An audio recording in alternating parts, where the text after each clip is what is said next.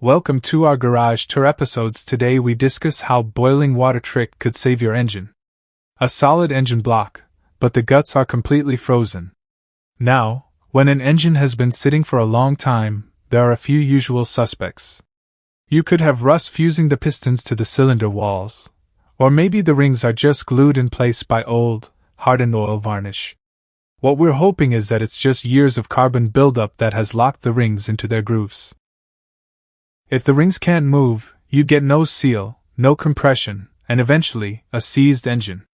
You pull the engine, rip it apart, and manually clean or replace the pistons and rings.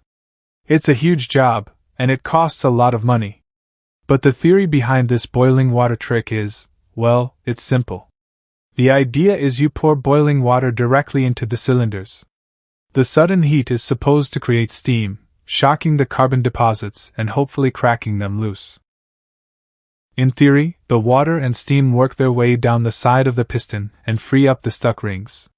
Now, I've got to be honest, I am very skeptical. Water boils at 212 degrees Fahrenheit. The carbon we're dealing with was created at thousands of degrees. It feels a bit like trying to melt a glacier with a hairdryer. But for the cost of a little water and some electricity, we have to give it a shot. I can't promise this will work, but it's worth a try before starting a massive repair. To really break down stubborn carbon, you need one of two things: a powerful chemical solvent, or way more heat.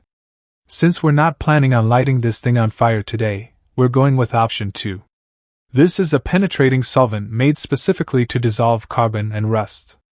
There are a bunch of different products out there that people swear by, from simple transmission fluid and acetone mixes to special, engine-freeing chemicals.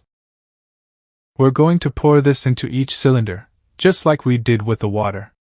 The big difference is, these chemicals are designed to actually get in there and break down the gunk on a molecular level.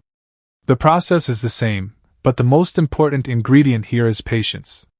We're going to let this stuff soak for a full 48 hours. Maybe even topping it off each day to make sure everything stays saturated. We'll drop a link in the description to the stuff that actually got this done for us. Subscribe for more real tests and honest repairs. We'll see you on the next one.